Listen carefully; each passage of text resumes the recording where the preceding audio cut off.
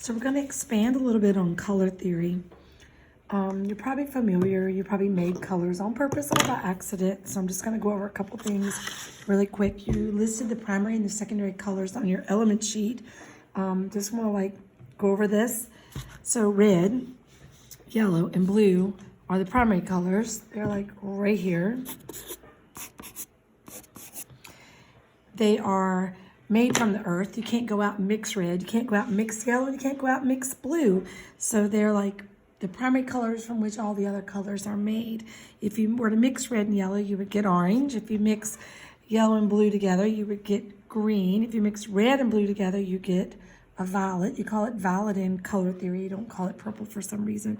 So we're just starting our whole unit about color. We're going to do a really quick project using your watercolor. Never done this with watercolor before, but we're going to try. So keeping this little paper in mind, I'm going to draw like a tiny little diagram down here. It's not really a boring color wheel, but this is what we're going to do. So we're going to put red, yellow, and blue on the main triangle. And then to remind you of what we did up here, we're going to say blue and yellow make green. Blue and red make violet. Red and yellow make orange. And so that you'll remember, I'm going to circle the primary colors. So those are the primary colors. These are your secondary colors. They're made from mixing two primaries together. Got it? Now, some little colors exist in between these. They're called intermediate or tertiary. So red, yellow, blue are the primary. Yellow, green, orange are secondary. And now we have what they call, you may have learned it, intermediate, or another word now that you're older is called tertiary. And that's when you mix a primary plus a secondary. It's what you get. So you mix blue and green, and you're going to get a blue-green. Not quite green, but a blue-green. You mix green and yellow, you always list the primary color first. So yellow-green. Yellow and orange is going to be yellow-orange. Red and orange is going to be red-orange. Violet and red, red-violet. Blue and violet is going to be blue-violet. So it's not as hard as it looks. It's just not quite green. It's got a little more blue. Not quite green. It's got a little more yellow. So that's how the intermediate or tertiary colors fit in that I've listed down here. Now, in the middle is brown. So I put BR for brown. And I want to tell you a couple other things about color theory. So probably one of the most important things you'll learn is about complementary colors. So colors that are opposite on the wheel are called complementary colors. So the opposite of blue is orange, the opposite of red is green, the opposite of yellow is violet. If you were to mix them in the middle, you would get brown, equal amounts. So this is how I tell people to remember. You go to Central, so you mix yellow and purple, but we call it violet, you get brown. For some reason, you go to UVA, just kidding, and that's blue and orange are their colors, you get brown. These are three pairs of complements. Come home for Christmas, and you've got red and green. So any color that is across from a color is its complement. Got it?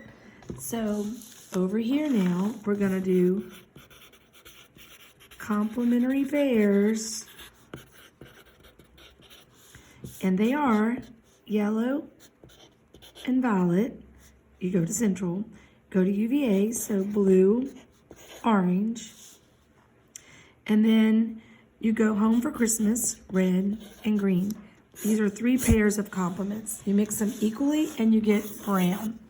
I don't know if you got that or not, but here's why you would use it.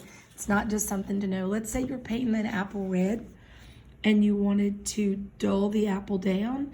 If you add black to it, it's gonna make it look like it's been bruised or it's hindered in some way. But you would take its complement, which is green, and add a little bit of green to that, maybe somewhere on this place on this line, and you would just, it'd be a duller red and it would look like a nice shadow. Okay, I'm gonna go back into complementary colors again. The best thing about complementary colors, the way to use those, you can mix them equally and you get brown, a nice brown, a realistic brown, or they're great to like shade and dull a color down with. I mentioned, you probably can't tell these are apples. So some people would think, oh, I've got to shade this apple. Oh, geez, that's a little heavy on the black there. Doesn't look realistic. The poor apple looks like it's not even bruised, just like beyond repair here. You might can go in there and make it look a little better. Maybe, I probably overextended that black, sorry. So that's a little dark. If you were going to shade with it using its complement, you could add a little green, which is going to make it start turning brown because that's the complement of red. So it makes it a little more natural looking shadow than it would if you were using black. People are very quick to use black to shade with, but a complement will work a lot better, and that'll work with anything. If you're painting a banana and you add black, you're gonna get olive green, and you're not gonna get a darker version of yellow like you would if you used violet. All right, so this is not a great apple. I'll put that little leaf up there so you know what I was doing. So this was using black, which is wrong. So I'm gonna put a great big X on that. And this is what you want to use, using its complement, which was green. Okay, so as I introduce this project, review this really quick. Your primary colors, your secondary colors, your intermediate or tertiary colors, or what you get when you mix a primary and a secondary. There are 3 complementary pairs, important because they dull each other down and they make brown, as we saw in the apple experiment there. Much better here than with black. So your project is to come up with an object that a liquid comes out of. This is nail polish. Here's an example here. Here's a water hose. The object's supposed to take up about 1/4 of your paper. The color space is supposed to take up 3/4. So this is like 3/4. It's got to have 1, 2, 3, 4, 5, 6 spaces because you're doing primary and secondary colors.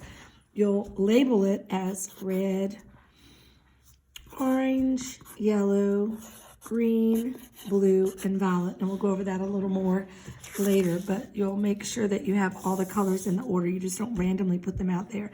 This is to be done in colored pencil, the object, or marker, not paint. I want it to be a different medium, and this is to be painted. Got an example here. Here's somebody did a seal. I don't think liquid comes out of this, but maybe they just have it come bursting out of the ball. Red, orange, yellow, green, blue, violet.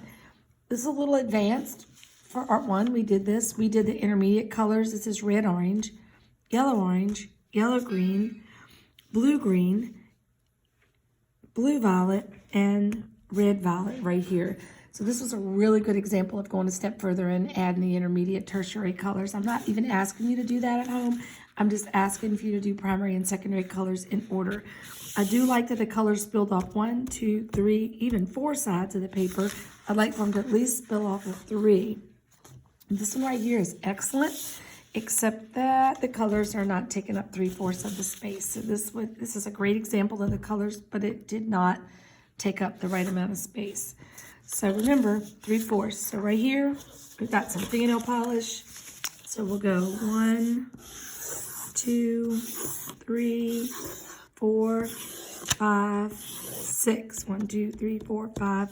One more, 6. And then I'll paint and write this really light so that you can erase it. Red, skip orange, yellow, skip, and blue. I'll paint those 3 first.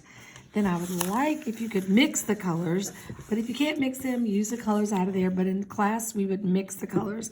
This would become orange, this would be green, and this would be violet. And that would be the end of the project. This is called your color splash. Thanks.